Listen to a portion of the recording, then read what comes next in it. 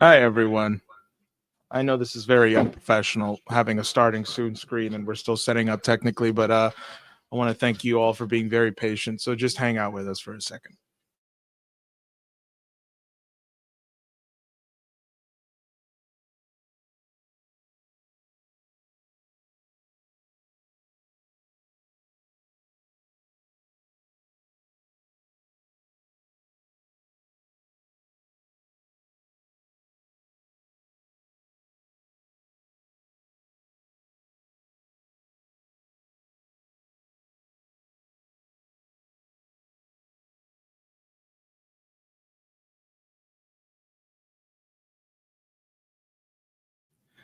All right. Hi, everyone. Okay, so we are now live, and I'm going to get rid of the starting soon banner here. Oh, Jesus. My mic just fell, but hopefully we can fix that here real quick. I apologize for this, but as you can see, this maybe is an argument for why people should donate, so we can continue to expand our operations here in the Bronx and get better and better equipment. But it seems to be coming together now. And also, this yellow box that you see coming around my face will be going away soon in about 30 seconds or so. Um, you can see here, we do things very candid as we go along here. All right. Hi, everyone. Good evening, good afternoon, or good morning, depending on where you're watching and when you're watching. This is Jose Vega. This is our weekly Poe class. But today I'm going to start by doing something slightly different, which is that I want to start by reporting to you what we actually got accomplished um, this week in the Congress. So last week, you might remember that I was talking about the Doctors Against Genocide and that they were going to plan for a lobbying day in Washington. And I was saying that we were planning to take a delegation down there. And that's exactly what we did. So here's pictures of us in, oh, hold on. Excuse me. Wrong pictures. I will pull up better pictures here in just a second. My apologies. But, oh, here we go. Perfect. Bam. So here's pictures of the press conference that had happened at noon in the Senate side of the Capitol. This was orchestrated and organized weeks ahead, and this was something that they did noon that day. And I had the privilege of going around with the co-founders of the Doctors Against Genocide, Dr. Hawash and Dr. Jabor, people who have been guests on the International Peace Call, as well as their own Sunday streams that they do, that they've started 2 weeks ago, which they're planning on doing a weekly call. And this press conference in particular was for a call for the elected representatives to actually do something about Dr. Abu Safia, a doctor who has been kidnapped by the Israelis in Israel, and is possibly being tortured right now. And the Israeli authorities have just confirmed that they do, in fact, have Dr. Abu Safia. So this was something that they were out in the Congress lobbying for, going office to office. Over 50 people showed up, half of that which was doctors and the other half activists who were there to show their support. We were flooding offices. There were meetings ahead of time, so you could have up to like 10, 11 people in a single office as a show of force. And this was just incredibly potent and powerful what we did in the Congress. Now, I don't want to say too much about the specifics as to where we were. We went to a lot of different congressional offices with a lot of different senators, a lot of different congressmen's offices, and there were things that were said and that give us some confidence that this year the Congress may actually act in the way that it should act, that we may actually have, if the doctors, if the activists, and if all people of goodwill take seriously this year as a Jubilee year, we actually can have some real change enacted. And we can actually get something done in terms of getting people freed, like Dr. Abu Safia, and stopping the genocide that's happening in Gaza. Now, I want to bring your attention to something that actually broke recently. I'm sure a lot of you have been seeing the news about what's going on in Los Angeles. The fires in Los Angeles continue to spread for days now. About 80% of an affluent neighborhood, I think it's called Palisade Heights. Is that right? Palisade Heights is just gone.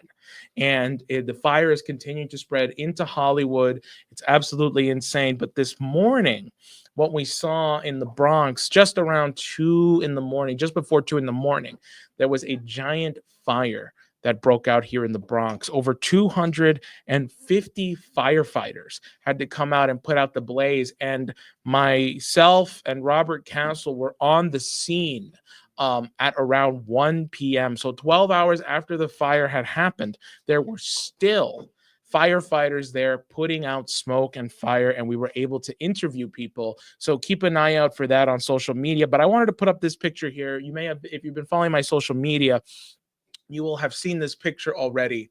The thing is, you can barely tell which is which in terms of the destruction, but these are pictures of Los Angeles, Gaza, and the Bronx. And with no context, you wouldn't be able to tell really which is which. But one thing that I really want to stress to everyone here is that it is all the same policy. I'm getting a question here about where in the Bronx. This was in Pelham Parkway, specifically on Wallace and Arnault Avenue. So that happened this morning. But yeah, these pictures, you can't tell apart which is which. But the one on the left is Los Angeles. The one on the top right is Gaza. The one on the bottom right is the Bronx. And, you know, there's a very famous phrase here in the Bronx that the Bronx is burning. And this is something that has been repeated and said over and over again since pretty much like the 1970s, the early 1970s. And we had interviewed people on the scene, and there were people saying to us directly, like, hey, you know, it's weird that this fire has still been burning for over 12 hours and has spread. You know, it says a big complex. And actually, the latest reports I saw is that over 250 people have become displaced as a result of this fire in the Bronx. And I can't imagine the people in Los Angeles who have lost everything. So you think about it, right? Whether it's an affluent neighborhood in Los Angeles or in the poorest congressional district in the country, or it's in Gaza, halfway around the world, it is all the same policy.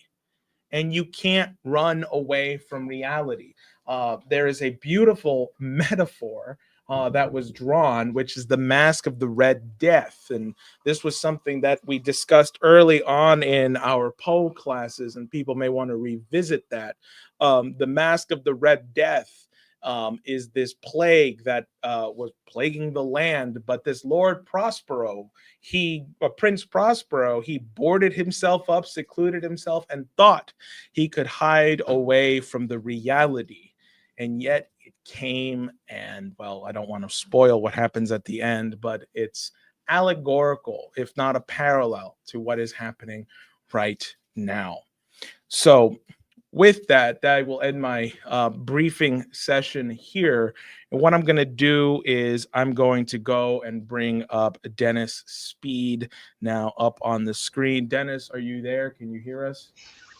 Yes, I think so. And I can hear you.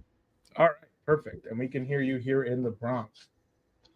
Okay, well, I want to thank people for being at the class and being a part of the class. Usually I am in the Bronx, but again, it's the second week I'm not. But what we're going to do is dive right into what we were discussing last week.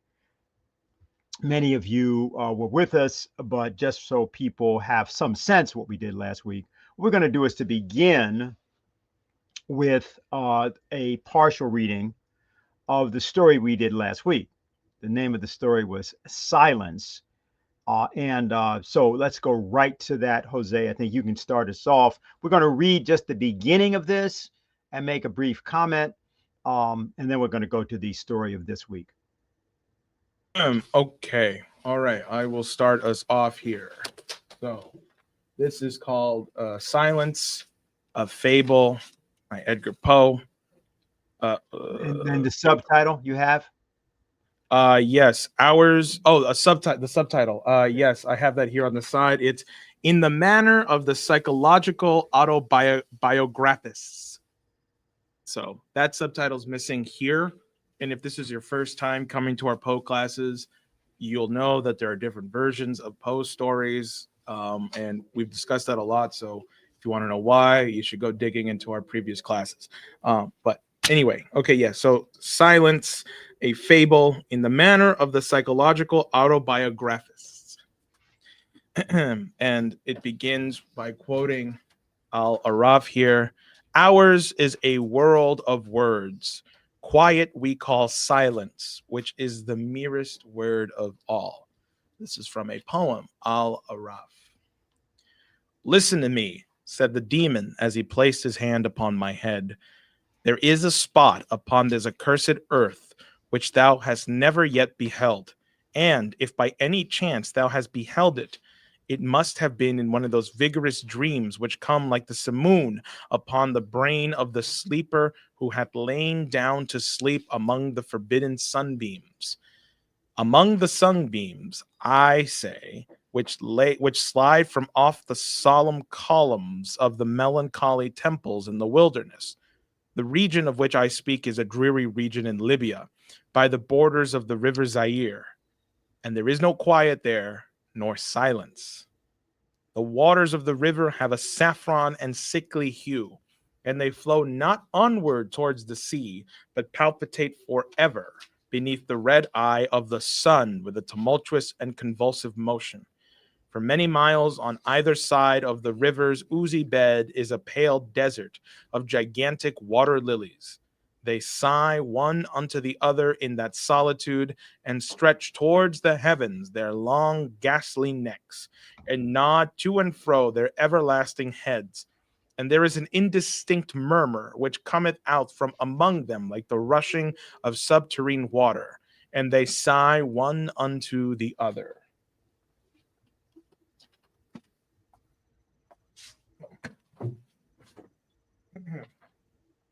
But there is a boundary to their realm, the boundary of the dark, horrible, lofty forest.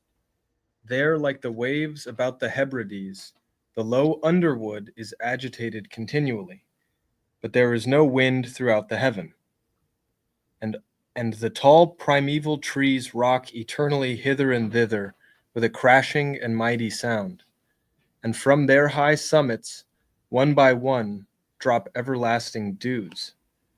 And at the roots strange poisonous flowers lie writhing in perturbed slumber. And overhead, with a rustling and loud noise, the gray clouds rush westwardly forever until they roll, a cataract, over the fiery wall of the horizon. But there is no wind throughout the heaven, and by the shores of the river Zaire there is neither quiet nor silence. It was night, and the rain fell, and falling it was rain, but having fallen it was blood. And I stood in the morass among the tall lilies, and the rain fell upon my head, and the lilies sighed one unto the other in the solemnity of their desolation. And all at once the moon arose through the thin ghastly mist, and was crimson in color, and mine eyes fell upon a huge grey rock which stood by the shore of the river, and was litten by the light of the moon. And the rock was grey, and ghastly, and tall, and the rock was grey. Upon its front were characters engraven in stone, and I walked through the morass of water lilies until I came close unto the shore, that I might read the characters upon the stone. But I could not decipher the characters, and I was going back into the morass when the moon shone with a fuller red, and I turned and looked again upon the rock and upon the characters, and the characters were desolation. You want to finish it up, Dennis? And I looked upwards, and there stood a man upon the summit of the rock, and I hid myself among the water lilies, that I might discover the actions of the man. And the man was tall and stately in form, and was wrapped up from his shoulders to his feet in the toga of old Rome. And the outlines of his figure were indistinct, but his features were the features of a deity. For the mantle of the night, and of the mist, and of the moon, and of the dew, had left uncovered the features of his face, and his brow was lofty with thought, and his eye wild with care. And in the few furrows upon his cheek I read the fables of sorrow and weariness, and disgust with mankind, and a longing after solitude. And the moon shone upon his face, and upon the features of his face, and oh, they were more beautiful than the airy dreams which hovered about the souls of the daughters of Delos.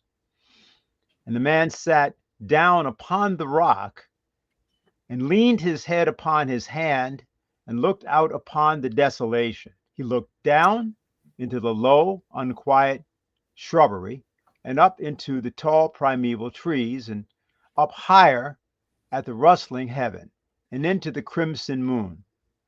And I lay close within shelter of the lilies, and observed the actions of the man. And the man trembled in the solitude, but the night waned, and he sat upon the rock. And his man turned his attention from the heaven, and looked out upon the dreary river Zaire, and upon the yellow, ghastly waters, and upon the pale legions of the water lilies. And the man listened to the sighs of the water lilies, and of the murmur that came up from among them.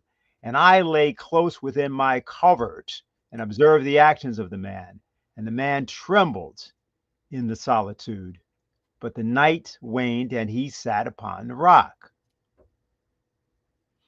Then I went into the recesses of the morass, and waited afar in among the wilderness of the lilies, and called upon the hippopotami, which dwelt among the fens in the recesses of the morass. And the hippopotami heard my call, and came with the behemoth unto the foot of the rock, and roared loudly and fearfully beneath the moon.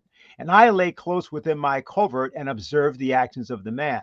And the man trembled in the solitude, but the night waned, and he sat upon the rock. We'll stop there. The story goes on, and story has a punchline. And the title of the story, which is Silence, has to do with the nature of the punchline. That'll be important for us to have read that for those of you who were here, who were there last week, because of what we're going to be doing tonight. Before we go on, however, to go to the story for tonight, I want to say a bit about what's going on with Edgar Poe.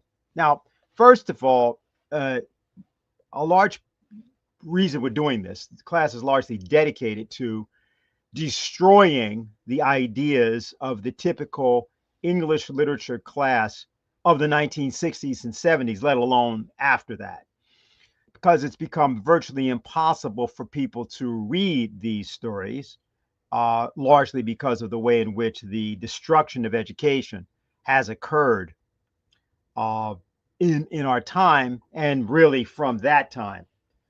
Education in the United States was pretty much gone by sometime around 1966, 67. What you had was you still had teachers who survived, who could still teach, though they were increasingly being encouraged not to teach. And as a consequence, if you happened to be alive at that time, you might have been able to escape the burning shards of the university system with something akin to a mind. And I'm not referring merely to the radicalism of that period, of which several of us were part.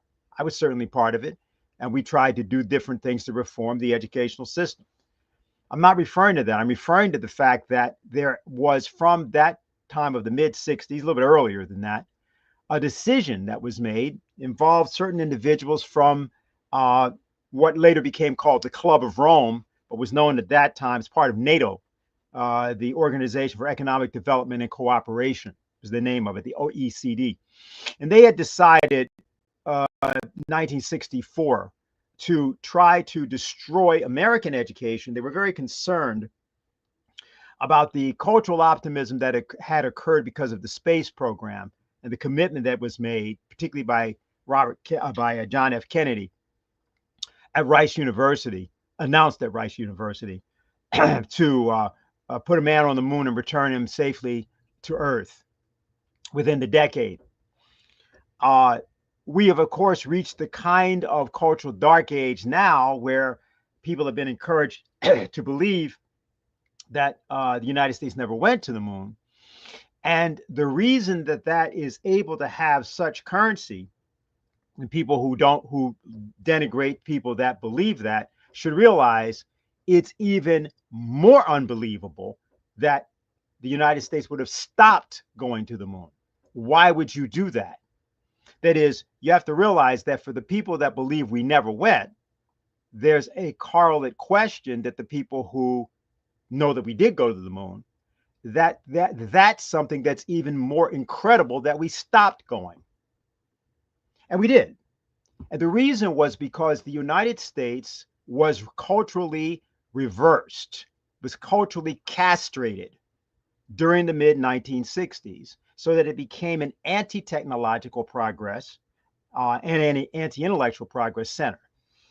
The cultural optimism that began to spread as a result of the space program was the target of persons in NATO who had concluded that if you let that young population of the 1960s, people who were, as I was, 10, 11, 12 years old, if you let the cultural optimism that the space program was prompting spread, there would be no way to contain the impulse among the people of the United States to end war and poverty and famine and disease.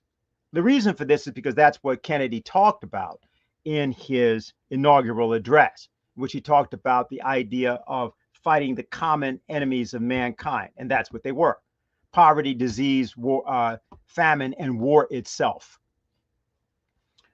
Instead, you see where we are, and you see the conditions of our cities, and you see the conditions of education.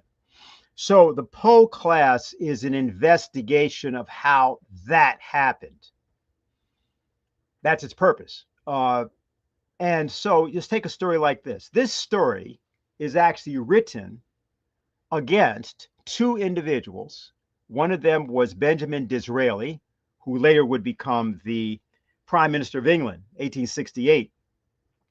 And the other was Sir Edward Bulwer-Lytton. Now, I'm not going to take a lot of time now because we want to get to the story, but I just want this to be clear. The reason the story is called In the Manner of the Psychological Biographists, Autobiographists, is it's an attack on Benjamin Disraeli. Benjamin Disraeli was born in 1804. Poe was born in 1809. Disraeli was not primarily an author, but it's of relevance. He was Jewish and was the first and only Jewish prime minister of Israel. Modestly wealthy family. I won't talk about it a lot, but he had written 4 books, the fourth of which was called Contarini Fleming. Contarini Fleming. Now, the Contarini refers to the name of a Venetian family of great renown in some people's minds, and in our mind, infamy. We're not going to talk a lot about this, but the British Empire was founded, British and Dutch financial empires were founded by the Venetians during the period of the late 16th and early 17th century. And with the so-called Glorious Revolution of 1688, this had become the nature of that's when the present House of Windsor, the people you talk about as King Charles, all these people, they're actually German. They come from Hanover, Germany. Their name was Guelph, but the name was changed. It was anglicized to Windsor. And at that time, what that represented is something similar happened also with the Dutch, something relevant to talk about another week, not now. But the financial system, which is the one that presently dominates the world, and in which the United States is a subordinate, repeat, subordinate to the City of London, is a system that was largely put in place through something called the Venetian Party, later called the Venetian Party, which was orchestrated by 2 or 3 people from Venice, and specifically an individual by the name of Gasparo Contarini. So the reason that Disraeli called his novel Contarini Fleming, it's considered to be his closest psychological autobiography. That's why he called it that, because he wasn't really related to these people, but he wished to be. There is something that became embarrassing for, I mentioned that he was prime minister in 1868, very, very close to Queen Victoria. And while I don't want to dwell on this, I just want to say a little bit about him and therefore why Poe picked this. So Disraeli believed he was descended from Sephardic Jews and wished to be descended from Venice, recognizing the significance of the Contarini family. That's what the novel deals with. The Sephardic Jews had gone to England from the Middle Ages, from Spain and Portugal.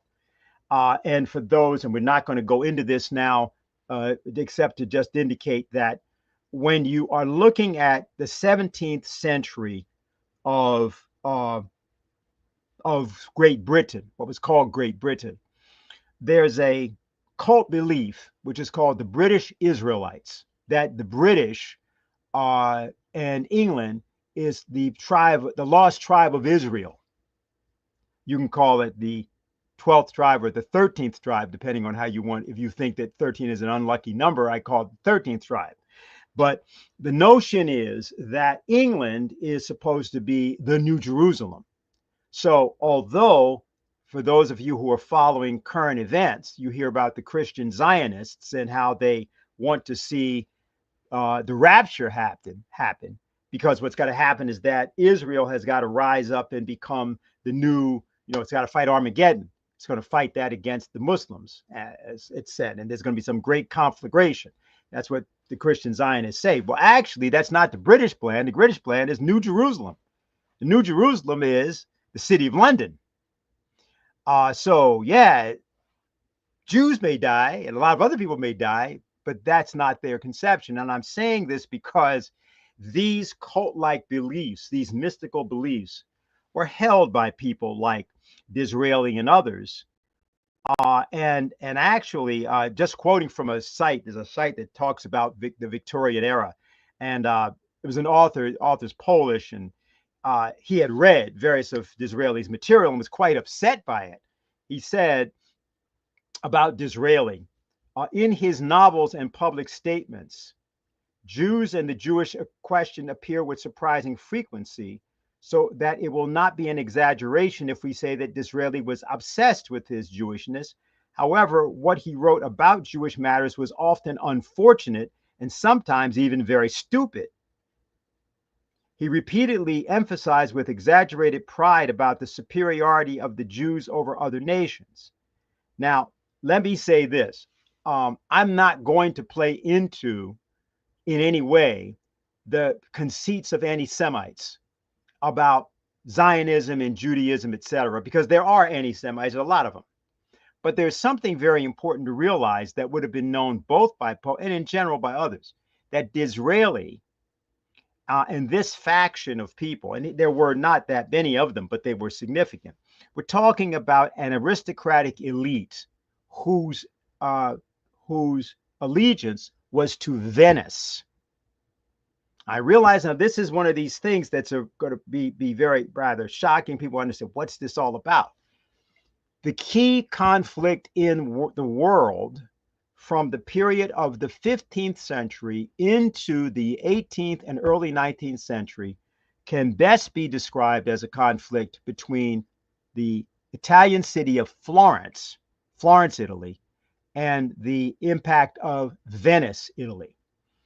Florence is where, when we talk about the Renaissance, Florentine Renaissance in particular, that there were other areas of Renaissance, but it's Florence that was most identified with it. That was because of the figure of Cardinal Nicholas of Cusa, because of Toscanelli, because of the great architect and thinker Filippo Brunelleschi, who built the great dome that's still there in Florence, which he finished in 1463.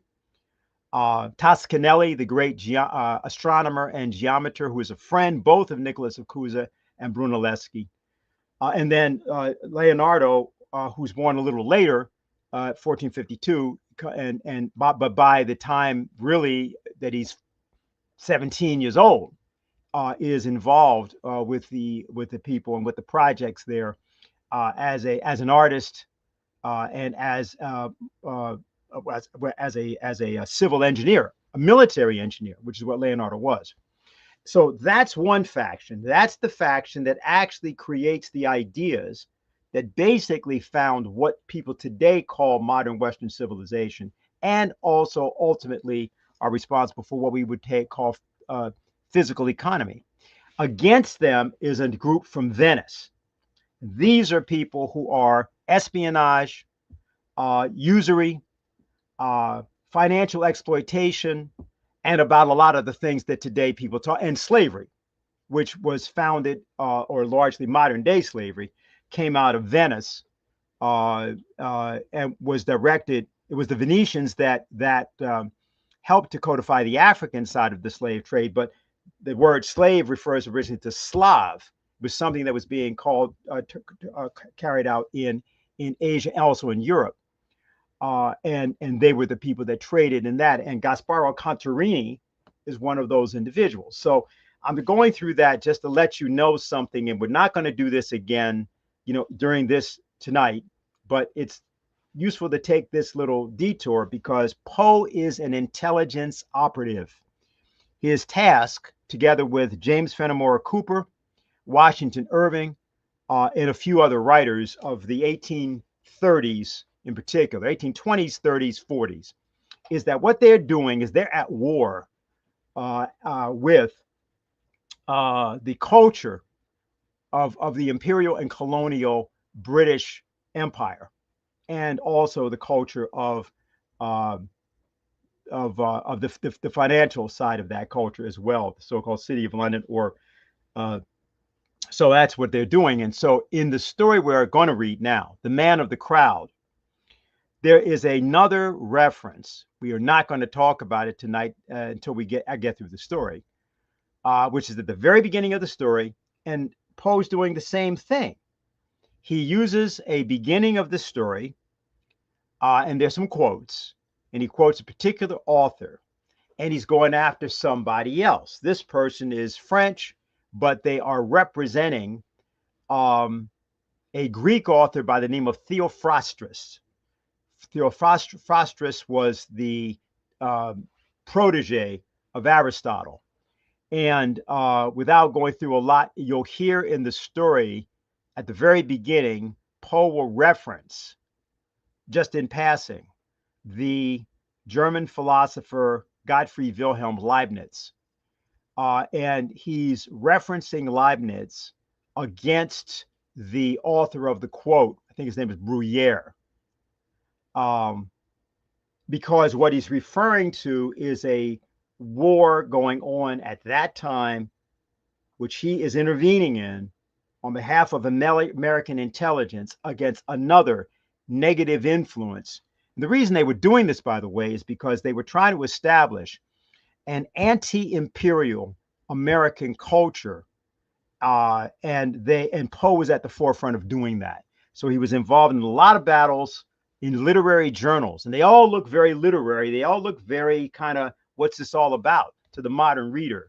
But what they're actually about is trying to carve a pathway to preserve the American Revolution from its enemies, which will attempt to disintegrate America the same way that some people are trying to disintegrate Russia today, in what people persist in calling the Civil War, but which was actually a war that went on from the time of the American Revolution through that time of the Civil War, and in which Poe and the other writers were very involved as part of something called the Society of the Cincinnati, Society of the Cincinnatus.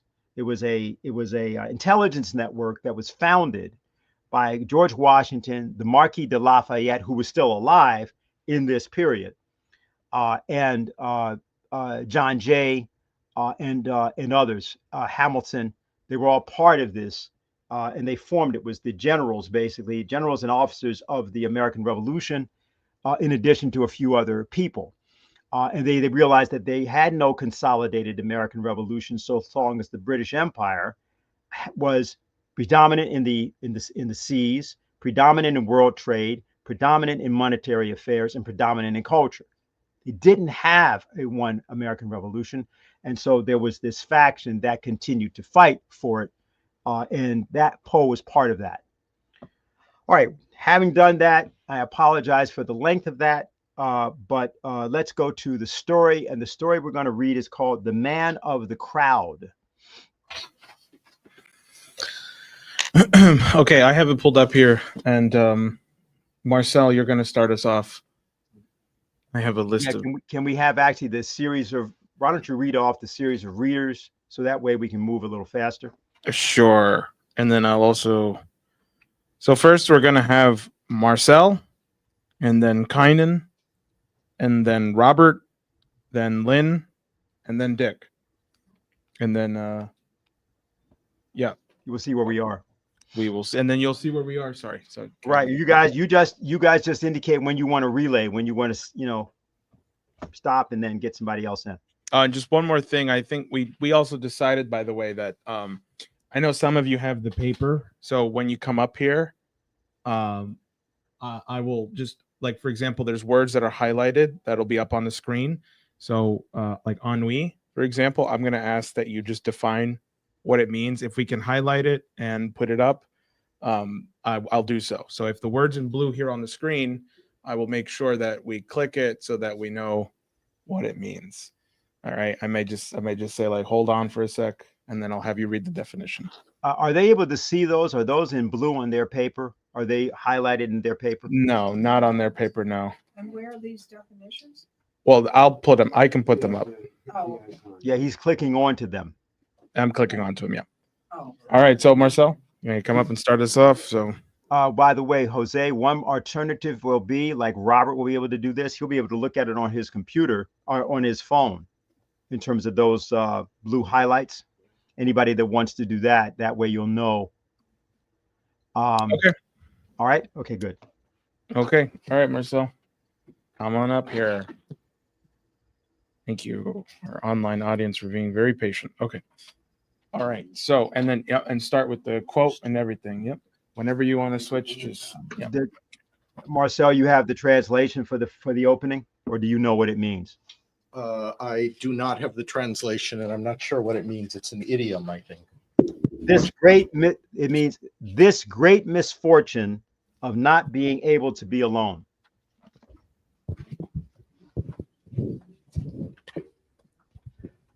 So, The Man of the Crowd, Burton's Gentleman's Magazine, December 1840, 1845, text corrected by J.L. Graham copy.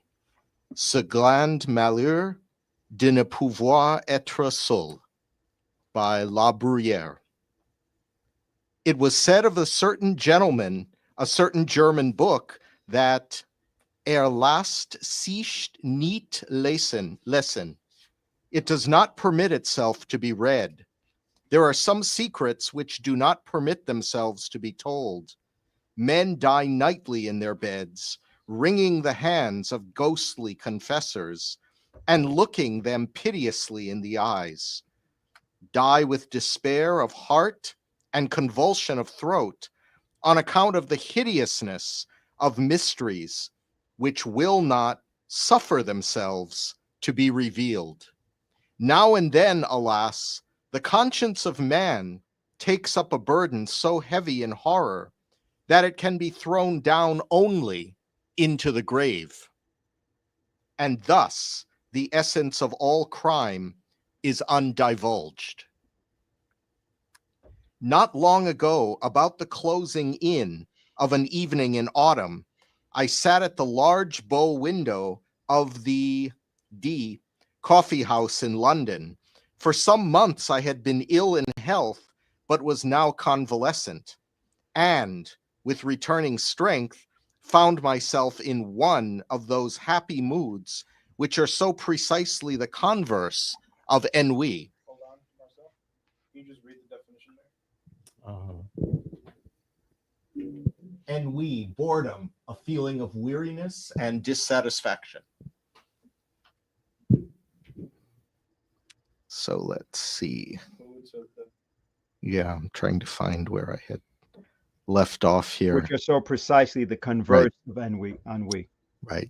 Found myself in one of those happy moods which are so convalescent, and with returning strength, found myself in one of those happy moods which are so precisely the converse of ennui, moods of the keenest appetency. Hold on.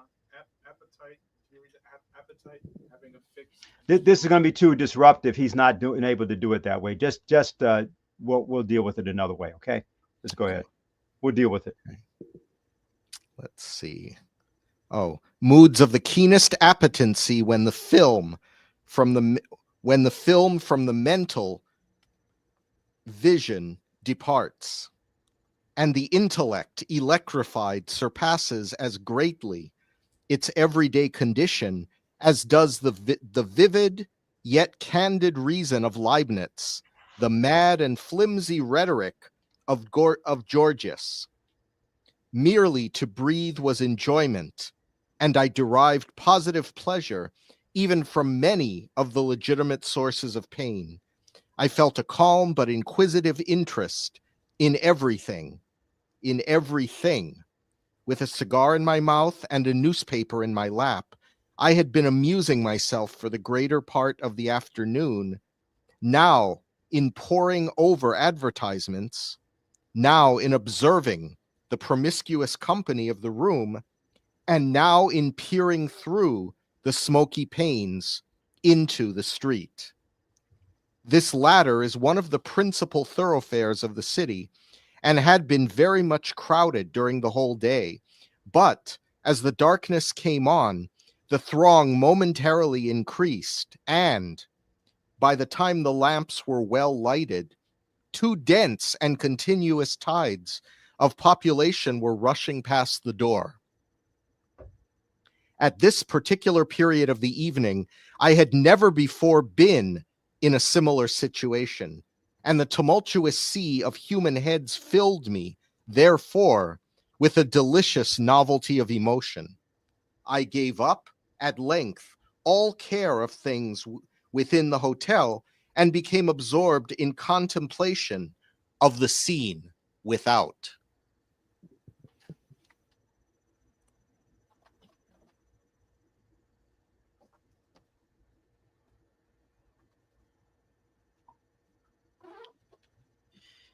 At first, my observations took an abstract and generalizing turn.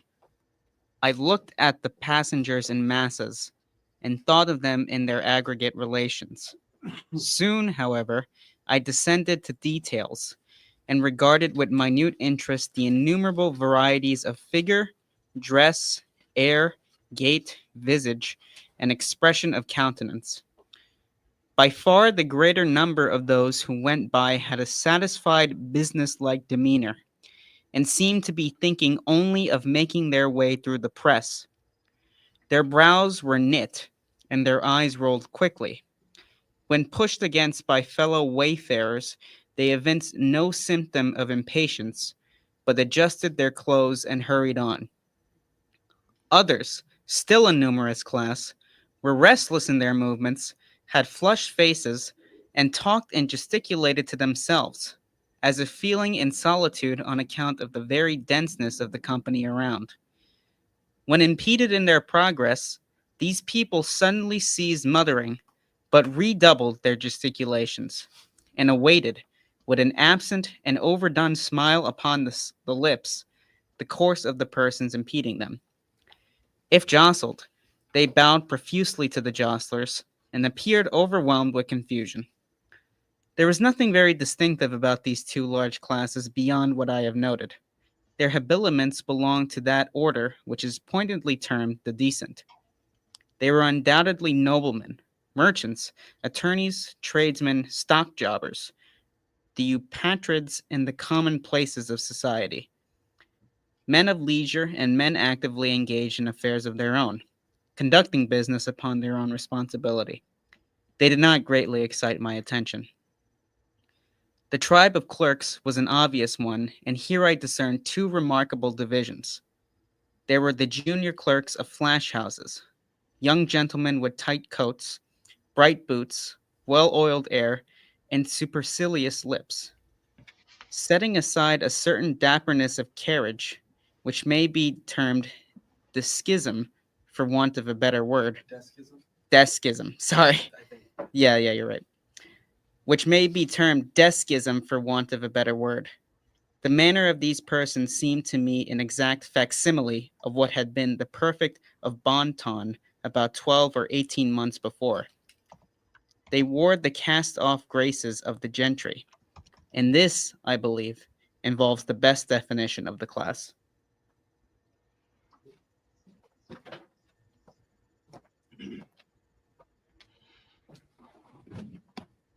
A The flash house, by the way, just means a criminal enterprise. Go ahead. The division of the upper clerks of staunch firms or of the steady old fellows, it was not possible to mistake.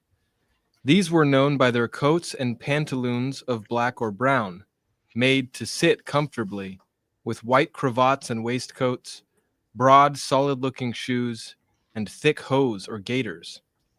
They all had slightly bald heads, from which the right ears, long used to pen-holding, had an odd habit of standing off on end.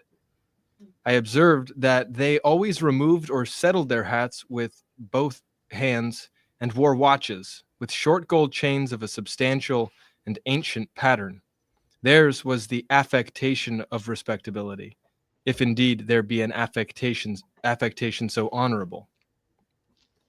There were many individuals of dashing appearance, whom I easily set down as belonging to the race of swell pickpockets, with which all great cities are infested. I watched these gentry with much inquisitiveness, and found it difficult to imagine how they should ever be mistaken for gentlemen by gentlemen themselves. Their voluminousness of wristband, with an air of excessive frankness, should betray them at once. The gamblers, of whom I descried not a few, were still more easily recognizable. They wore every variety of dress, from that of the desperate thimble-rig bully with velvet waistcoat, fancy neckerchief, gilt chains, and filigreed buttons, to that of the scrupulously inornate clergyman, than which nothing could be less liable to suspicion. Still all were distinguished by a certain sodden swarthiness of complexion, a filmy dimness of eye, and pallor and compression of lip. There were two other traits, moreover, by which I could always detect them: a guarded lowness of tone in conversation, and a more than ordinary extension of the thumb in a direction at right angles with the fingers. Very often, in company with these sharpers, I observed an order of men somewhat different in habits, but still birds of a kindred feather. They may be defined as the gentlemen who live by their wits. They seem to prey upon the public in two battalions, that of the dandies and that of the military men. Of the first, the leading features are long locks and smiles. Of the second, frogged coats and frowns. Descending in the scale of what is termed gentility, I found darker and deeper themes for speculation. I saw Jew peddlers, with hawk eyes flashing from countenances whose every other feature were only an expression of abject humility. Sturdy professional street beggars scowling upon mendicants of a better stamp, whom despair alone had driven forth into the night for charity. Feeble and ghastly invalids, upon whom death had placed a sure hand, and who sidled and tottered through the mob, looking every one beseechingly in the face, as if in search of some chance consolation, some lost hope. Modest young girls returning from long and late labor to a cheerless home, and shrinking more tearfully than indignantly from the glances of ruffians, whose direct contact even could not be avoided. Women of the town of all kinds and of all ages, the unequivocal beauty in the prime of her womanhood, putting one in mind of the statue of Lucian, with the surface of Parian marble, and the interior filled with filth, the loathsome and utterly lost leper in rags, the wrinkled, bejeweled, and paint-begrimed beldam, making a last effort at youth, the mere child of immature form, yet from long association an adept in the dreadful coquetries of her trade, and burning with a rabid ambition to be ranked the equal of her elders in vice, drunkards innumerable and indescribable, some in shreds and patches, reeling, inarticulate, with bruised visage and lackluster eyes, some in whole, although filthy garments, with a slightly unsteady swagger, thick, sensual lips, and hardy-looking, rubicund faces. Others clothed in materials which had once been good, and which even now were scrupulously well brushed. Men who walked with a more than natural firm and springy step, but whose countenances were fearfully pale, whose eyes hideously wild and red, and who clutched with quivering fingers as they strode through the crowd at every object which came within their reach. Beside these, piemen, porters, coal heavers, sweeps, organ grinders, monkey exhibitors, and ballad mongers, those who vended with those who sang, ragged artisans and exhausted laborers of every description, and still all full of a noisy and inordinate vivacity, which jarred discordantly upon the ear and gave an aching sensation to the eye.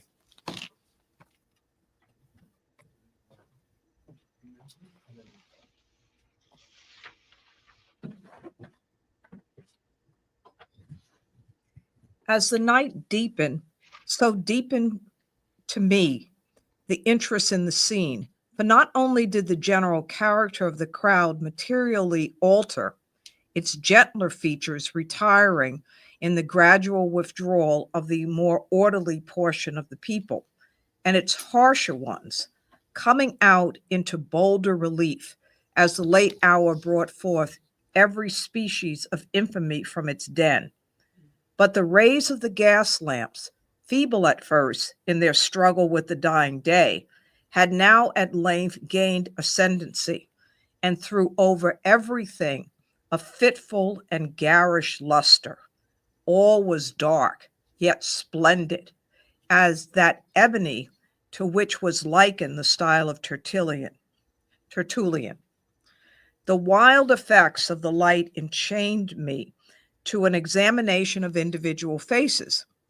And although the rapidity with which the world of light flitted upon the window prevented me from casting more than a glance upon each visage, still it seemed that, in my then peculiar mental state, I could frequently read, even in that brief interval of a glance, the history of long years.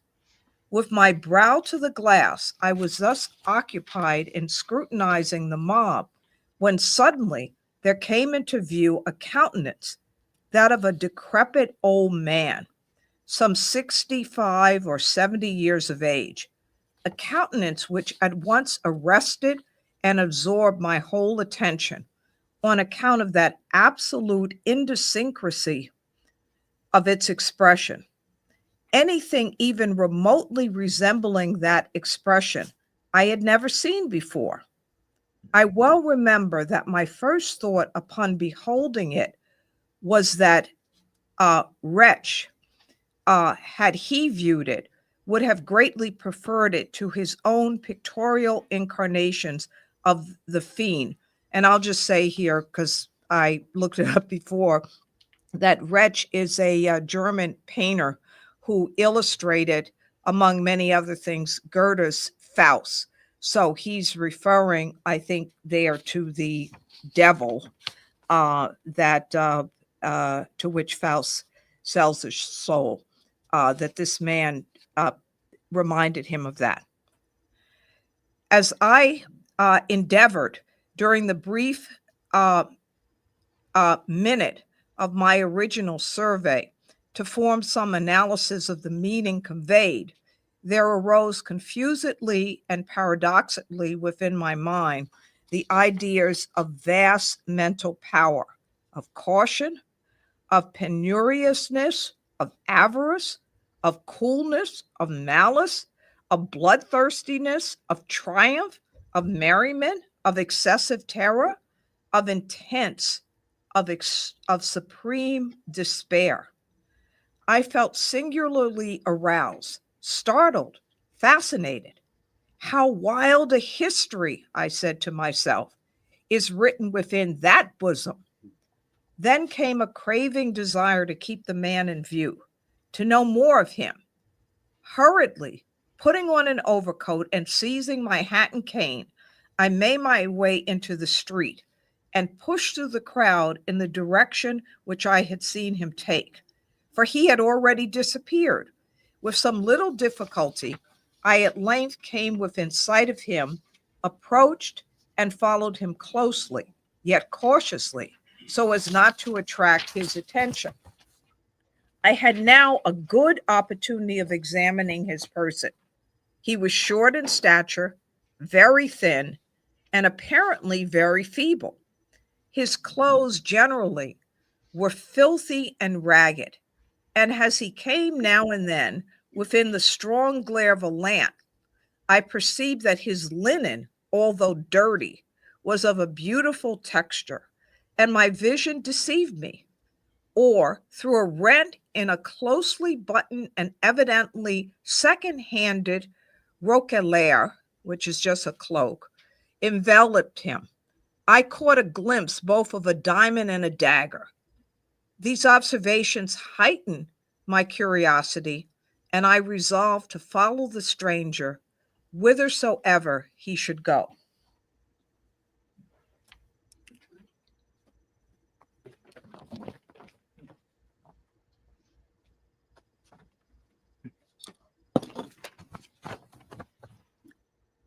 It was now fully nightfall, and a thick, humid fog hung over the city. Wait, really quick, Dick, before you read on.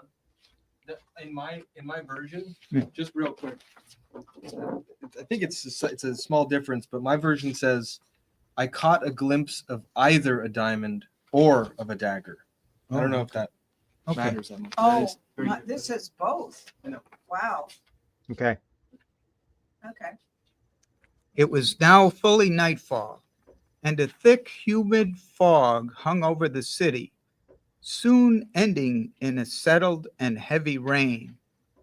This change of weather had an odd effect upon the crowd, the whole of which was at once put into new commotion and overshadowed by a world of umbrellas.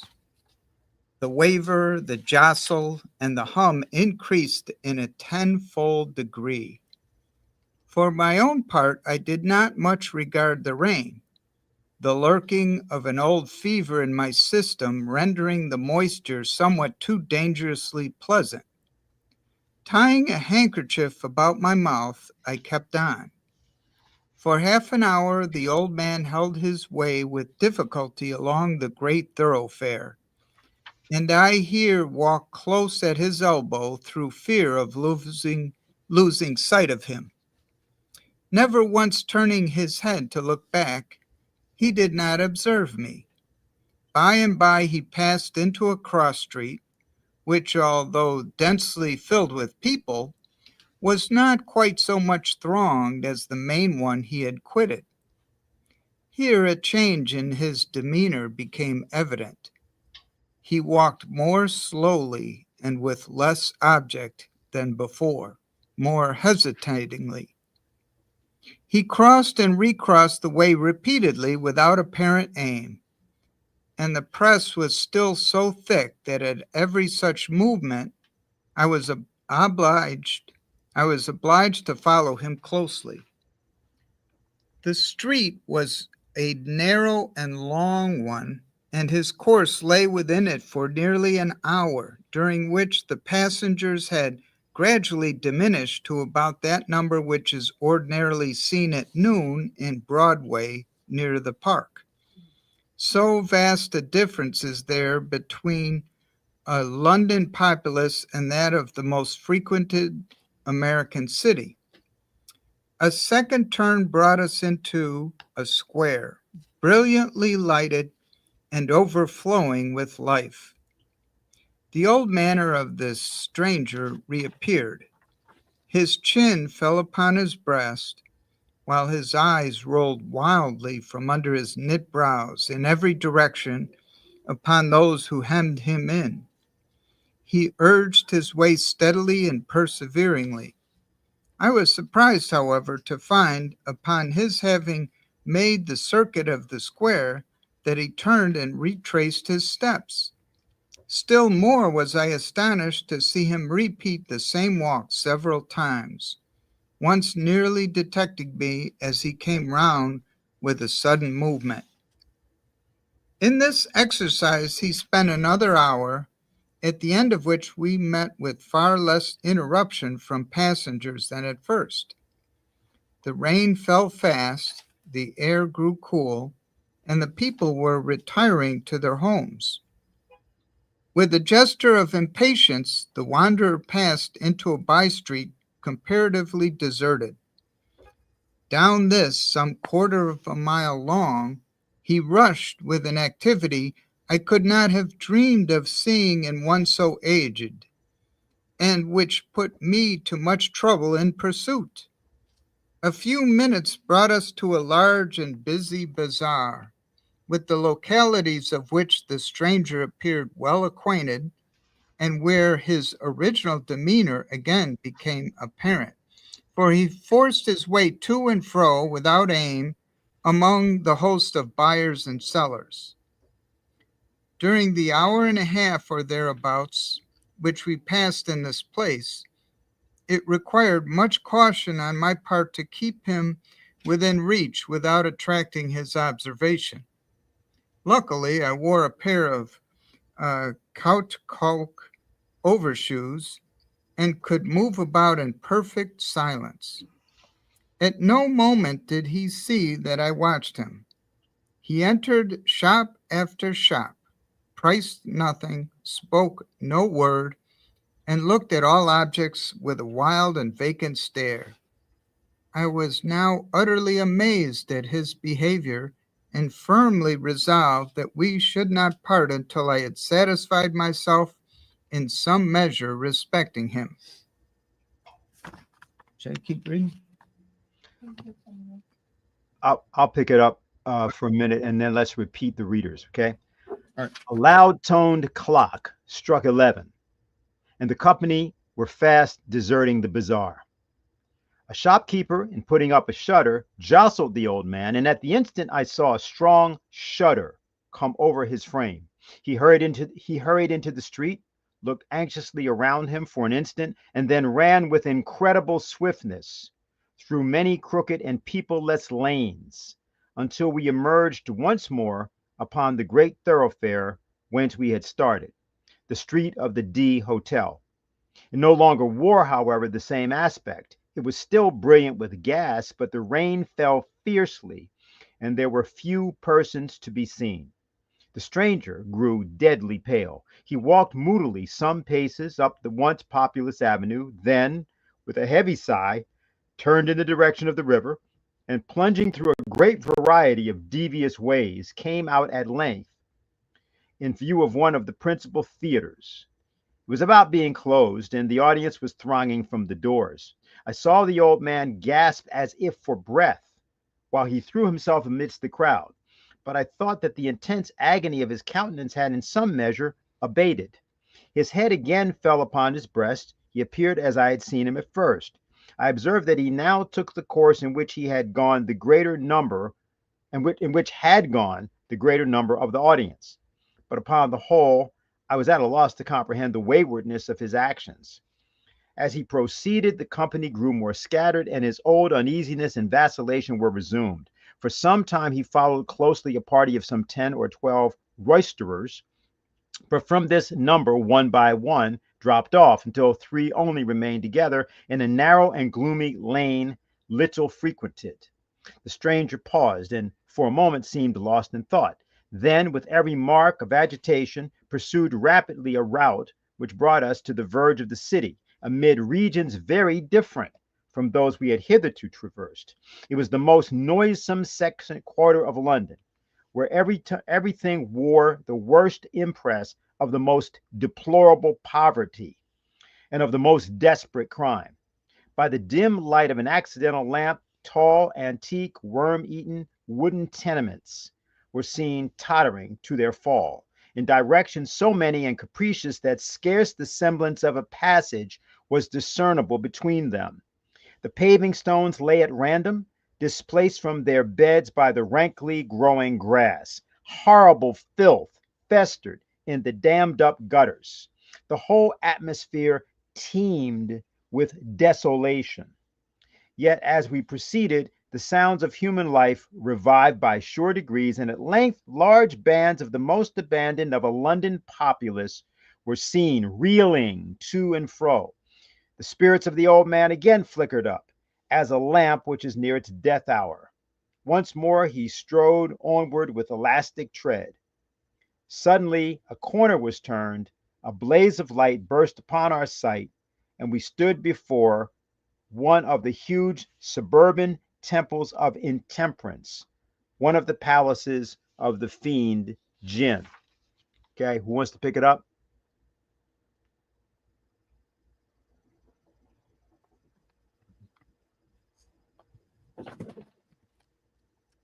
It was now nearly daybreak, but a number of wretched inebriates still pressed in and out of the flaunting entrance. With a half shriek of joy, the old man forced a passage within, resumed at once his original bearing, and stalked backward and forward, without apparent object, among the throng. He had not been thus long occupied, however, before a rush to the doors gave token that the host was closing them for the night. This was something even more intense than despair that I then observed upon the countenance of the singular being whom I had watched so pertinaciously. Yet he did not hesitate in his career, but with a mad energy retraced his steps at once to the heart of the mighty London. Long and swiftly he fled, while I followed him with the wildest amazement, resolute not to abandon a scrutiny in which I now felt an interest all absorbing. The sun arose while we proceeded, and when we had once again reached that most thronged part of the populous town, the street of the D Hotel, it presented an appearance of human bustle and activity scarcely inferior to that which I had seen on the evening before. And there, long, amid the momently increasing confusion, did I persist in my pursuit of the stranger. But, as usual, he walked to and fro, and during the day did not pass from out the turmoil of that street. And as the shades of the second evening came on, I grew wearied unto death, stopping fully in front of the wanderer, gazed at him steadfastly in the face. He noticed me not, but resumed his solemn walk, while I, ceasing to follow, remained absorbed in contemplation. This old man, I said at length, is the type and the genius of deep crime. He refuses to be alone. He is the man of the crowd. It will be in vain to follow, for I shall learn no more of him, nor of his deeds. The worst heart of the world is a grosser book than the Hortulus Anime, and perhaps it is but one of the great mercies of God that, ere last sich nicht lesen. Lazen. Sorry. Okay, so what we can do, Jose, there's a couple of things. We ask people what they think about it, but we can also take any of the terms or any of the sections where something hasn't been made clear. I think we have all those outlined, and that's how we'll handle it. People have particular questions, but let's just ask everybody. Yeah, I mean, I'll just be straight up and honest. Also, I left my kind of. Can you just operate the switchboard back there? I left the story up on the screen. It's on my computer to your left. Yep, thank you. All right. Well, I guess I'll just be honest. I don't think I understood the first half of this. But then as we got to the part with the stranger and he starts pursuing him through the London streets, I was able to follow a lot easier what was going on. Those are just my initial thoughts. I don't know if anyone else had anything different, but Well, I have a question for you about that. How do you know? how do I what do you mean? How do you know you were able to follow it more easily? Well, because I wasn't like getting confused or lost in like what he was saying. Like I was able to focus more on the drama that was unfolding. I was able to focus more on the drama that was unfolding, and it was easier to understand the picture in my head and the images in my head. I think it could be that the first half is there's a lot of just words that I'm not familiar with, but What is the drama? That's an interesting question. Does anything happen at all? well, I mean, he starts like chasing this guy to the streets of London, and like he's just like, but I guess you're right. Like he's like the guy. I didn't say anything. I'm just asking you. You said there's a drama.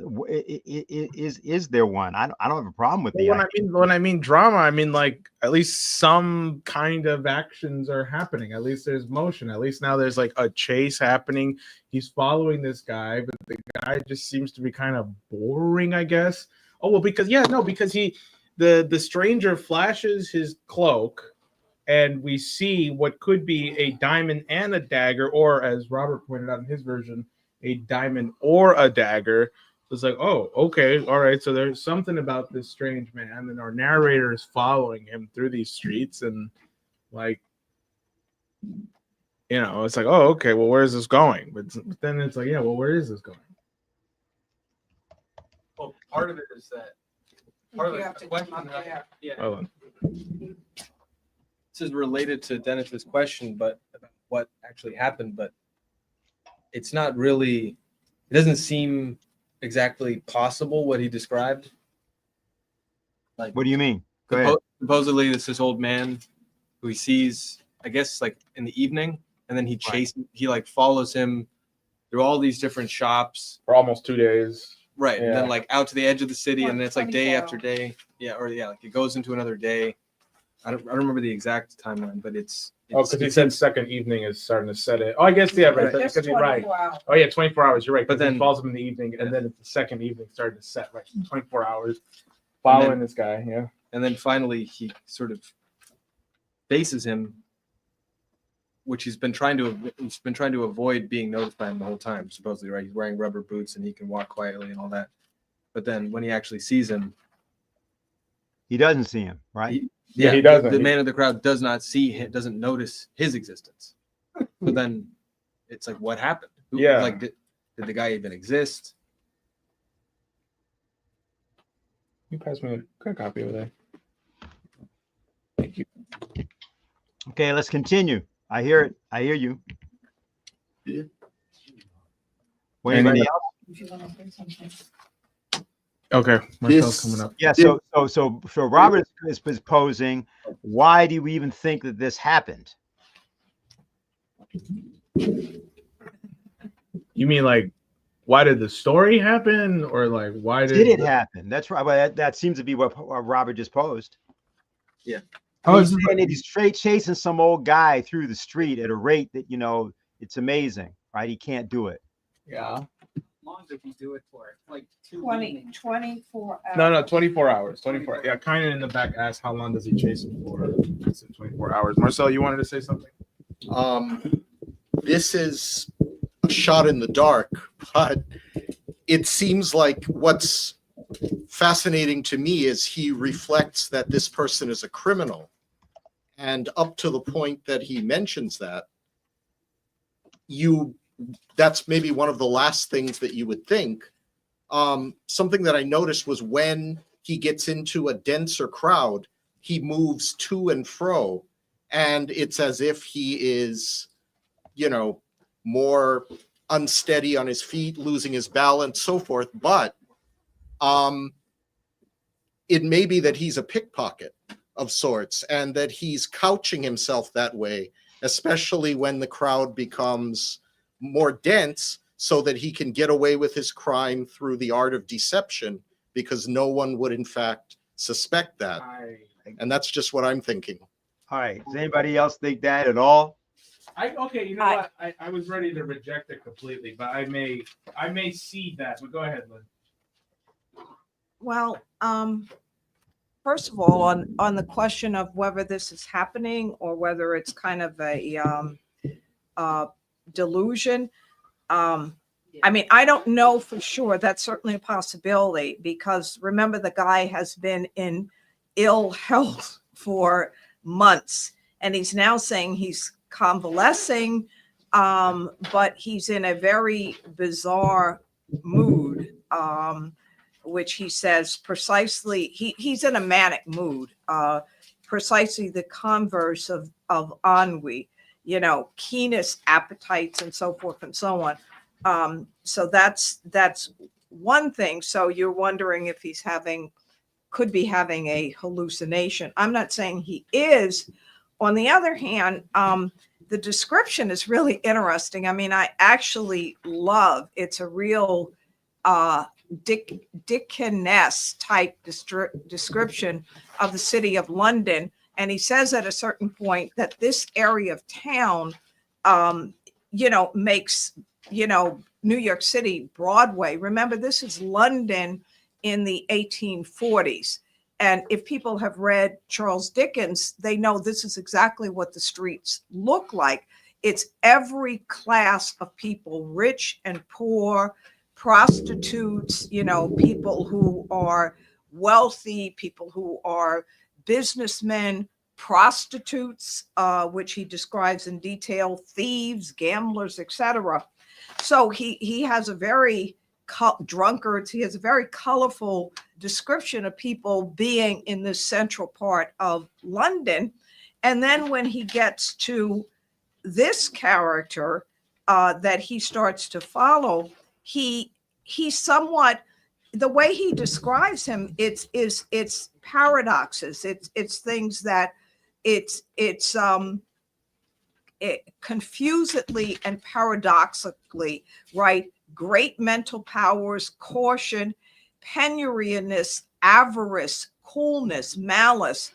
In other words, it's opposite: bloodthirstiness, triumph, merriment, excessive terror, and then the ultimate extreme despair. And remember, he says he looks like the devil. He looks like something that Wretch could have painted as the person who lures Faust.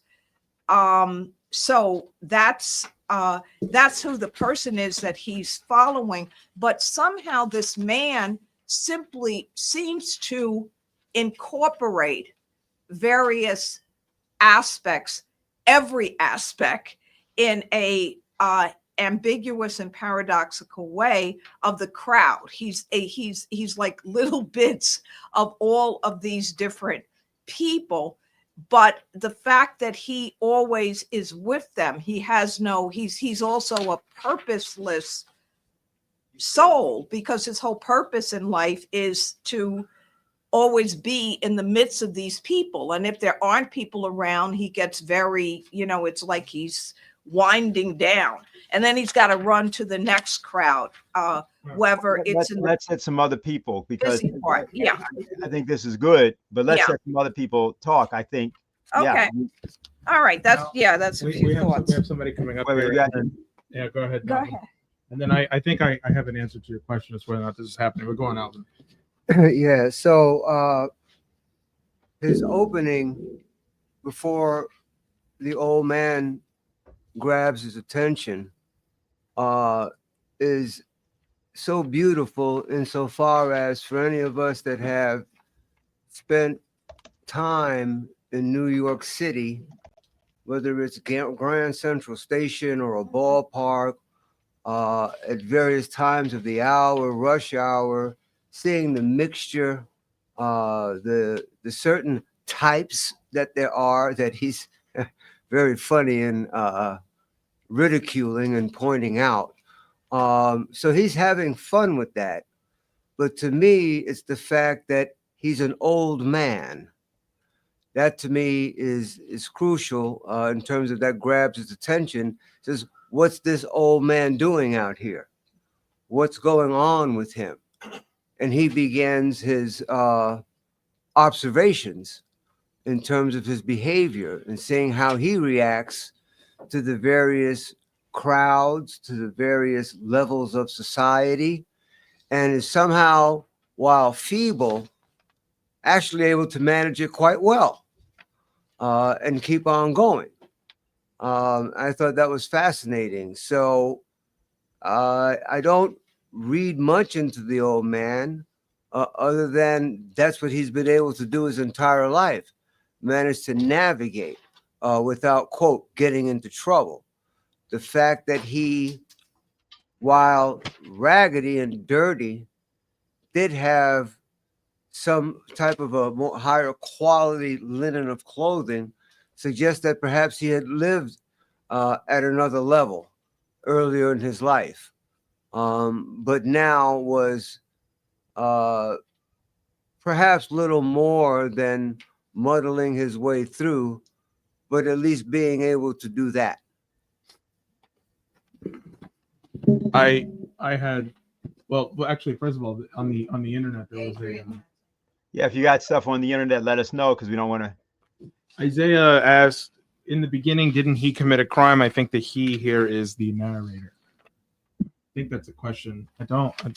Let's leave it out there. Great. And anything else we got? Let's go with that. I see. Is that Adrian up there? Yeah. Yeah, I just had a thought that, well, I mean, to me, the fact that he's still going after 24 hours, you know, I suspect that he actually doesn't exist, or maybe that he's some composite that this narrator is following different people and thinking that they're the same person. But yeah, just going off of like what others have said. Like I've done a lot of, you know, people watching in New York, and it sort of feels like the city itself like is a person or is like a presence. And to me, I sort of feel like this guy, this old man, is the city of London. And he just like out of this like throng of masses of all these different people just emerges this like new presence, this like composite being. And that is the presence that this narrator is pursuing through the night, just going wherever the energy is. So that's my thought about it. Okay. Anybody? Okay, Dick. Okay, Yeah. Anybody? Yeah. Keep going. I'm gonna forget my conclusion before. Sure. All right. When he was talking about he's following this guy, and the guy crosses the street again, and you know, reverses direction. I was thinking, if I thought I was being followed, this is exactly what I would be doing. But this guy says, oh, he didn't notice I was following him, where he's, you know, going around the square, going around the other way, doing all these, going into shops, wandering aimlessly. Oh, he didn't see me. But anyway, the old guy, though, it's at the very end, I think I got the impression the guy, the author, died. He was in a fever, you know, not in his right mind. He got out in the cold, you know, and got even sicker, and he's wandering around half hallucinating. So that's the other thing. I think finally, just I think that he's got such descriptions of people, you know, how to spot a pickpocket, how to spot a prostitute, how to spot, you know, different types of people, how to spot a clerk, you know. I mean, he is, it's just a manual of anybody who's, you know, thinking of, I don't know, a security detail. Anyone else? Oh yeah. I'll add a little bit. Just Okay. because I just Hold on, Dennis. Here we go. Go ahead, Dennis. so no, I agree with a lot of what people said about it. I don't know why it's very New York in the sense where it's just a guy wandering the street and you're just kind of wondering what he does. I got a picture mostly of I don't know why, Larry David just wandering the streets of New York, just aimlessly just going in, doing stuff. I just got that vibe, or Woody Allen. It was always. I was just thinking about that I Annie don't- Hall at the beginning when he's walking down the Right. streets, like talking about Wagner and Yeah, it was Yeah, like, yeah. you know, he's from the city, but he's kind of like just wandering around, see what happens, bumbling around. But he's very descriptive. He really definitely paints a picture like very grim, dark area. I don't know if you guys ever. I'll just throw in this. Played a video game called what's the name? It's like Dark Souls. One of these I can't medieval say Bloodborne. I don't know if you ever heard of Bloodborne. So it has that sort of I know what you're talking about. very medieval, old London type can't- streets. I can't admit I know what you're talking about. You can admit it. But anyway, so yeah, that's my take on it. Okay. Actually, you know that game was modeled on streets of London. Yeah. Not that I would know that. Anyway, anybody anybody else? Question. I want to raise. Okay. I'm gonna take my moderator privilege here and just say I want to put a thought in here, and then I'll let you ask your question, Robert. To answer your question, Dennis, I don't think any of this is actually happening. I do think he's sitting somewhere in a hotel. That's true. But where is it here? With a cigar in my mouth and a newspaper in my lap, I had been amusing myself for the greater part of the afternoon. Now in poring over advertisements, now in observing the promiscuous company in the room, and now in peering through the smoky panes in the street. Okay, so that's one sentence that says that, of course, he's observing things going on. Okay, but then he says in the next paragraph, he says, at this particular period of the evening, I had never before been in a similar situation, and the tumultuous sea of human heads filled me, therefore, with a delicious novelty of emotion. This is the important part. I gave up at length all care of things within the hotel and became absorbed in contemplation of the scene without. And then he says, at first, my observations took an abstract and generalizing turn. I looked at the passengers in masses and thought of them in their aggregate relations. Soon, however, I descended to details and regarded with minute interest the innumerable varieties of figure, dress, air, gait, visage, and expression of countenance. I think what he's doing is there is an air of like he is looking at people walking around, but he's doing like what comedians do, where they just sit in like coffee shops all day, people watch, and they just start making up things about the people to be interesting. And I think the guy that he's chasing is probably just him so bored that he's daydreaming this all, in my opinion. I don't. That's just what I think. But why? Yeah. I feel like he breaks the rule of Chekhov's gun. You know, he brings up the jewel or the knife. Hold on. Are you hearing that, Dennis? Yeah, I'm here. Yes, I can hear. So you have the jewel or knife that appears in early on, but never actually comes to any resolution. So I'm wondering why doesn't he actually have a plot unfold if he's making this up? Like, have him be like, go, you know, kill someone or something. Who's speaking right now? That was Adrian. Yeah, I thought so. I would ask. Now we can't do it here, but for people who are online and for people who've never heard it,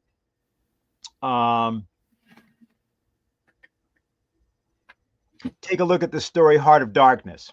Oh. And take a look at the opening of the story of the story Heart of Darkness, down through when, well, you can read more than this, but go at least down to where the captain Marlowe says, and this also has been one of the dark places of the earth.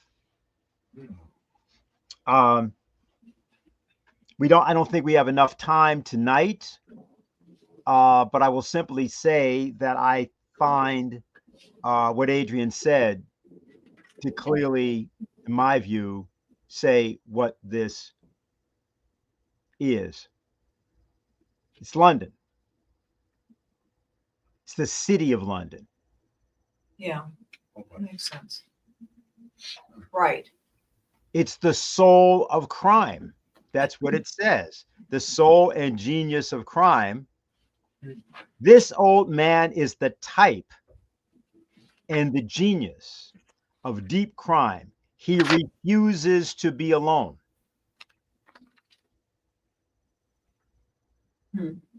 Oh, you just made me think about the opening again. Yeah. Yeah. From childhood, however, I have not been as others were. I have not seen as others saw. I could not draw my passions from the, common spring. The poem by Poe, Alone. Yeah. Yeah. Wait. Yeah, somebody pull up the poem and recite it. I was just going from memory, but just do it. Kind of will pull it up. Aren't you pulling it up on my computer? Can you pull it up on your computer, right?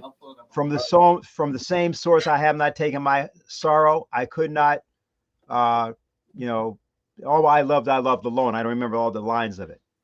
Here we go. Okay. Yeah, just read it. From childhood, this is Alone by Edgar Poe. From childhood's hour, I have not been as others were. I have not seen as others saw. I could not bring my passions from a common spring. From the same source, I have not taken my sorrow. I could not awaken my heart to joy at the same tone. And all I loved alone. Then, in my childhood, in the dawn of a most stormy life, was drawn from every depth of good and ill the mystery which binds me still, from the torrent or the fountain, from the red cliff or the mountain, from the sun that round me rolled in its autumn tint of gold, from the lightning in the sky as it passed me flying by, from the thunder and the storm and the cloud that took the form, when the rest of heaven was blue, of a demon in my view. He wrote that when he was 20 years old, either 19 or 20. And he says about this old man, he is the genius of crime. He refuses to be alone.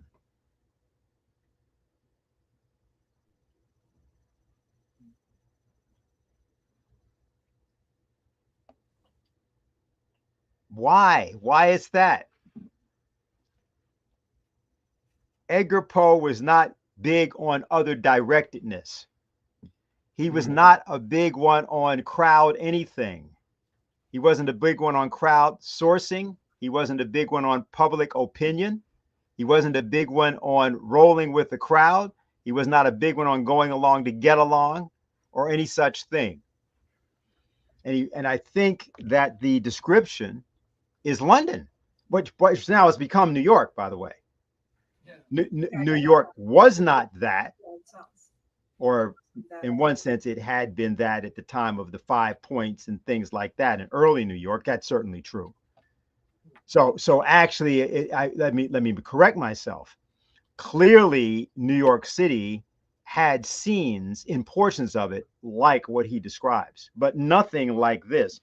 And of course, this is the premier city of the world at the time. That New York of that time was what New York, or rather, that London of that time is what we used to say about New York City. But there's another element here. If you think back to last week's story, Silence, and think about this story, any connection? Well, yeah, I think this is, I wanted to go back actually because to the beginning, because now if you read it, what's the connection between the beginning and the rest of the story? And it also, I think, addresses what you just asked. He says at the beginning, the first paragraph, it was well said of a certain German book, las sich nicht lesen. It does not permit itself to be read. There are some secrets which do not permit themselves to be told. Men die nightly in their beds, wringing the hands of ghostly confessors and looking them piteously in the eyes, die with despair of heart and convulsion of throat on account of the hideousness of mysteries which will not suffer themselves to be revealed. Now and then, alas, the conscience of man takes up a burden so heavy in horror that it can be thrown down only into the grave. And thus the essence of all crime is undivulged. And then he starts the story. And at the end, and I have a question about this because I didn't quite understand this reference. Right at the very end, when he looks the old man in the face and the old man acts like he doesn't notice him and starts walking again, and he stops following him. He says, this old man, I said at length, is the type and genius of deep crime. He refuses to be alone. He is the man of the crowd. It will be vain to follow, for I shall learn no more of him, nor of his deeds. The worst heart of the world is a grosser book than the Hortulus Anime, and perhaps it is but one of the great mercies of God. Las sich nicht lesen. So he repeats, it does not permit itself to be read. So I'm not sure what that reference is. I know that's a little prayer book. Yeah. Yeah, no, the little book of the soul is what it was called, right? And the whole point of that, the reference, is that it's a book you can read. It's a book also about, the idea of both sin and redemption. But what he's basically saying is there is nothing redeemable here.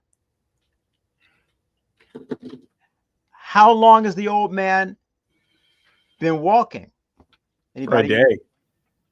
The old man's been walking for a day? No. Oh, forever. How long is he going to be walking? Forever. So clearly he's the man of the crowd. He's the essence of the crowd. That's okay. Yeah. Oh, well, yeah, you see the erratic behavior then he was taking then, and you look at it that way. The zigzagging patterns, the constant, I'm crossing the streets multiple times. I didn't mean to cut someone off. Who was going to say? Just come up so we can hear you. Can't hear you. No, you can go. Okay, they're fighting to come up. Here we go. I know you mentioned you were warning us against hyper fixation on the text, but I want to understand what the sentence actually means, because you said something about this Hortulus Anime book, that it's a prayer book, but what does the sentence actually mean? So the worst heart of the world, that's the heart of this man of the crowd that you're associating with the city of London, with all of this desolation that we see in this tour that he takes us around London. But what does the sentence actually? I can't really parse it. The worst heart of the world is a grosser book than the Hortulus Anime. Even that clause, I just don't quite. Does grosser mean like disgusting? No. It means that it's more rough. It's more. What's the word? Impenetrable. That's what it means. It's less refined, but it's like it's like taking a piece of marble. You can make the piece of marble so refined that it becomes transparent. But in its normal condition, you can't see through it. It's opaque. And what he's saying, and when he says gross, it means opaque. That's the concept here. The issue is that he's saying you can't read inside of this. And by the way, I think the book happens to be the Phenomenology of the Mind. That's what I believe, by Hegel. That the more you try to study it, the less you'll know. The more you try to study this old man, the less you're going to know. The more time you spend with him, the less you will know about him.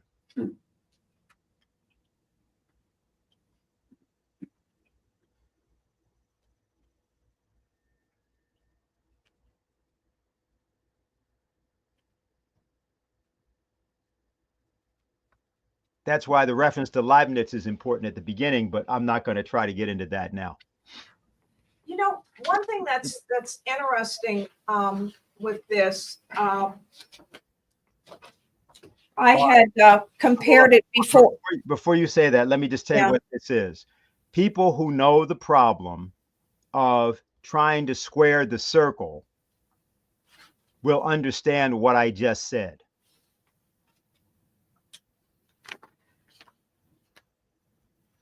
It is a methodological problem that's being addressed here. And that's why Leibniz is compared to Gorgias, the sophist. Yeah. Mm. And that is what is, just read the sentence, and then you'll see what you have there. It will be in vain to follow, for I shall learn no more of him, nor of his deeds. No, I mean the sentence that has Leibniz in it at the beginning. Oh, that thing. Sorry, I was still reflecting on. Sure, that's fine. All right. Yeah. And here we go. I got it. Not long ago about the closing. This he goes, and for some months I had been ill in health, ennui, and the intellect electrified surpasses as greatly its everyday condition as does the vivid yet candid reason of Leibniz, the mad and flimsy rhetoric of Gorgias. So see again, remember whenever you see the term in Poe, well, not whenever. He doesn't say reason here, but that's what he's talking about.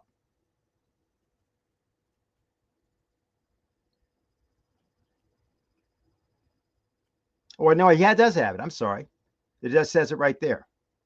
And the intellect, electrified, surpasses as greatly its everyday condition as does the vivid yet candid reason of Leibniz, the mad and flimsy rhetoric of Gorgias. Now, does anybody remember somebody called Dupin?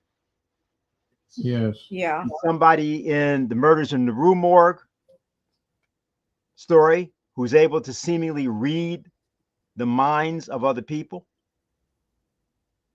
And do you recall the passage in which he says he was able to read the mind of the narrator?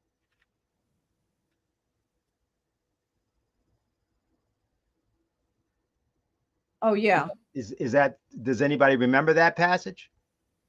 Okay, well, here's what you should do for next week. Here's what people who are listening should do. Okay, who are not in this. Look up Heart of Darkness online. It comes up. You look up opening scene of Heart of Darkness. You can get a version of that. Now read that and read the description of the Thames River of London. And you mean the book, not the movie. Not the 90s. You have to read the thing. Well, because the story is the most trenchant, the most true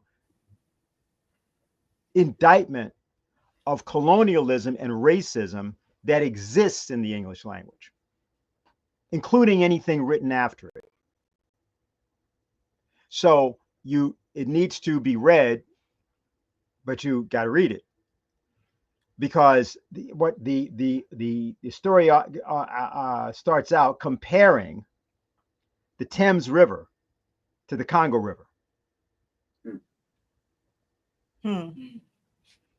Now it doesn't do that unless you got to read the whole story to know that, although you can know it once you read it. It's knowable without, but you got to read it. Okay.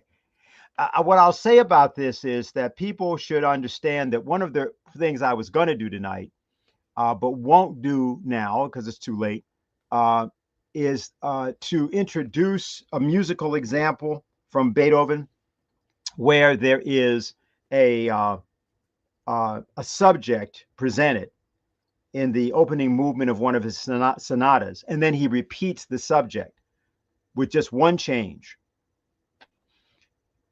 With respect to what we're doing here, notice that inside of this story, there's a repeat. And it's when you get to the repeat, and he talks about it, about this guy walking back and forth, but you go one full day until you get to the repeat. And he says, hey, we don't need to repeat this. There's no reason for us to keep following this.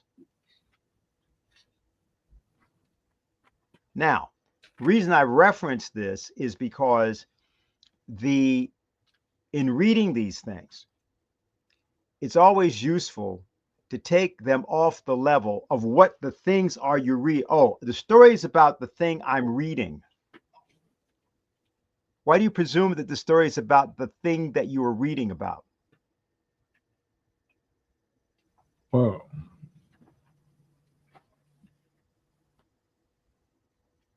This is a pernicious habit that has been inculcated as a part of brainwashing in the American educational system for the past 60 years.